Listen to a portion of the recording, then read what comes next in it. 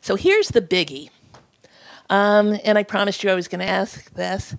Um, you talked about a number of levers. You've talked about the ways that you're using different strategies to introduce support change. We've highlighted where some of the current stumbling blocks are and how you're overcoming them. But I've fallen into the trap of still thinking kind of on the institutional level, on the community level, national, entrepreneurial. So now could we really zoom out and think about what are some possible steps now that we have this brain trust in the room to think about fostering greater collaboration and coordination of activity locally, continentally, beyond that, and between local communities and continental infrastructures. How can we build that kind of a network of change makers in order to be able to work together productively? Well, I think I might respond to that question with, can we actually build that network of change makers? And I want to think of this in two different levels, because I think that on the ground for the practitioners, I think it's happening, at least in New York City, in a very real way right now. And I think we can point to a lot of reasons why it's happening on the level of the teachers, the educators, the people on the ground. We go to the same conferences. We were trained in the same institutions. We grew up going to the same summer camps. We are involved in our 20s with organizations like Teva or Avodah or Wexner or Leadership Institute. We go abroad to Israel and we study in Hebrew University or Pardes. So we all know each other, and we're kind of a chevre, and we're glad to see one another, and we enjoy those occasions to get together, and it comes naturally to us to want to hear each other's ideas and share them, and we like each other. And also, Jewish educators, it's a particularly boring group of people. Who are we going to get a drink with if not each other? But I think when we're talking on the institutional level, there's still a great deal of anxiety, especially around funding and resources, once we start thinking about collaboration. And I think there's very much still a zero-sum game kind of thinking in play of, if this is my member, then that person can't be your member. And if we're competing for the same funding, either you're going to get it or I'm going to get it. And there isn't really a sense of, so what's the add-on value that we actually are going to get? What's the benefit if we're both doing this together side by side? If we're publishing a textbook, then why do we want to see your textbook succeed? If I'm running, Shalom Learning, why would I want to start supporting some other distance learning opportunity? And I think that that's a question that we really need to grapple with in terms of, how do we all get the benefit of working together? And I'll just suggest that I think that you're right in terms, Elizabeth, of this co-creation that's happening among young people.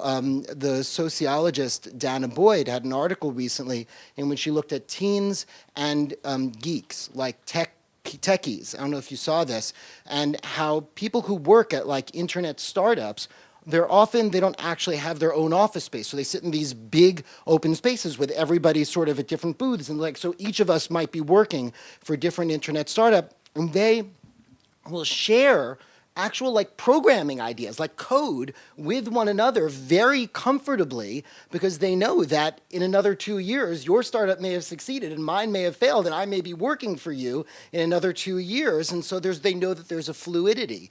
And I think that when we're talking on the professional level, there's a similar sort of fluidity. The teachers who are teaching, in your after-school program on Tuesdays are teaching in my after-school program on Thursdays, and in your summer camp in the summer. And so there's a sense that, we all know each other on the practitioner level, and we want to see each other succeed.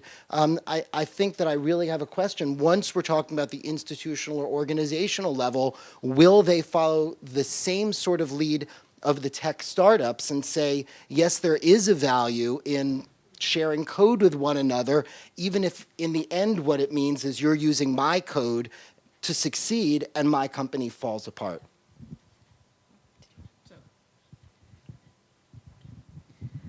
So I couldn't agree more. I happen to be a person who sees the world through rose-colored glasses, and my glass is always half full. There's a term that, in addition to, I hope you'll remember ROJE, I hope you'll also remember coopetition. Coopetition means that all boats rise. There isn't one program that will be the solution. Every learner is different, every student is different, and everybody has a different objective for what they are looking for. And a different goal, frankly, in my view anyway. So if you take that as the case, then there is room for plenty of ideas, because there need to be plenty of opportunities for people to choose from. And if we all focus on having the best opportunities and the best programs out there, then all the boats will rise. And that's how I feel. Saul alluded to this. I think the number one thing we need to do is invest in a lot of tequila and get people around the table, and I think some of the barriers will go down. But seriously, I'm a big believer in data-driven decision-making, and I think that we haven't appealed to some of our funding partners in a way that they understand about the importance of collaboration. And one of the things that the day school world has done very well, and they had the private school world to lead the way, is benchmarking. And not just things like what the expenditure is per student for this, that, or the other thing, or teacher-student ratio, but some of the core values and cultural issues that are embedded in school life that you can measure. And Douglas Reeves, who's a guru of measurement, said you measure the things you care about. If collaboration is one of those things, what would it look like? How do you embed it in the life of an organization? How do you monitor it, and how do you value it and celebrate those successes? And it's not just about how many kids you have in this school. It's what's it like being an educator or a rabbi in this school or in this synagogue. And if you care about collaboration, you measure it, you program it, you celebrate it. I'm glad you said that, because I was actually thinking, I'm taking it from the perspective of a funder, and I think funders and federations, because we're still in a federated world, need to actually fund collaboration, because we often pay lip service to it, and we don't actually intentionally fund collaboration and say we believe there's an inherent value in it, and in putting partners together we think that the whole will be greater than the sum of the parts. The other thing I think that needs to happen to build a network is we have to give up some kind of control.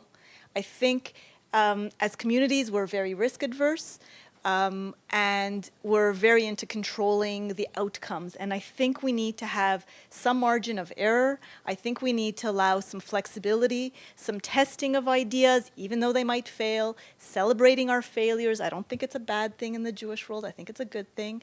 And really understanding that we might not see the results of our labors immediately. So, and I agree that we need to test things, but at the same time, we need to understand that you don't always see the results of what we do, because they might be happening somewhere else that you just kind of planted a seed. So in New York, when I came 9 years ago, congregations did not speak to each other and learn from each other. That was the culture. Today, these 50 congregations learn from each other, gather together. So you have to say kind of what's changed.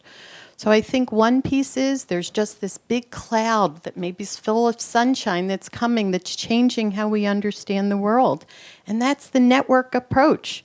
We can talk until whatever. The way we live in the world, the way we are in this world connecting is through networks. But the truth is that these congregations have also needed a tremendous amount of support to help them learn to work in an entirely different way. And if I tell you, just as an example, when we had this idea, congregations with similar issues would come together and discuss and learn from each other. What did we learn?